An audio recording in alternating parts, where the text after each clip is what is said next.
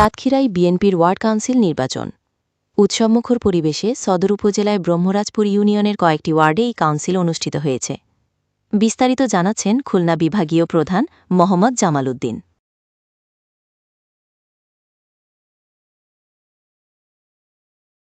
কাউন্সিলে নেতাকর্মীদের মধ্যে ছিল ব্যাপক উৎসাহ উদ্দীপনা। ফলাফল ঘোষণার সাথে সাথে মঞ্চ জুড়ে ছড়িয়ে পড়ে করতালি আর স্লোগান। ১ নম্বর ওয়ার্ডে সভাপতি নির্বাচিত হয়েছেন মোদ শহীদুল ইসলাম, সাধারণ সম্পাদক মোদ জহুরুল ইসলাম, সাংগঠনিক সম্পাদক আতাউর রহমান। ২ নম্বর ওয়ার্ডে সভাপতি নির্বাচিত হয়েছেন মোদ কিসমত আলী। ৩ নম্বর ওয়ার্ডে সভাপতি হিসেবে দায়িত্ব পেয়েছেন হুমায়ুন কবির বাবলু, সাধারণ সম্পাদক আলফাজ হোসেন, সাংগঠনিক সম্পাদক ইয়াসিন হোসেন।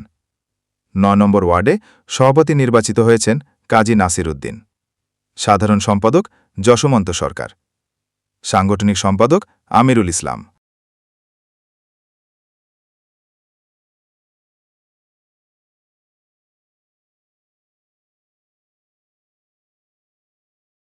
কাউন্সিল শেষে নবনির্বাচিত নেতাদের ফুল দিয়ে বরণ করেন নেতাকর্মীরা।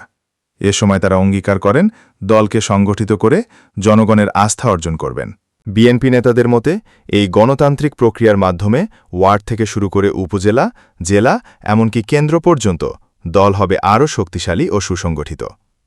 অন্যদিকে স্থানীয় কর্মীরা বিশ্বাস করেন এই কাউন্সিল তাদের মধ্যে নতুন উদ্দীপনা যোগ করেছে এবং আগামী দিনের রাজনৈতিক লড়াইয়ে দলকে করবে আরও সুদৃঢ়।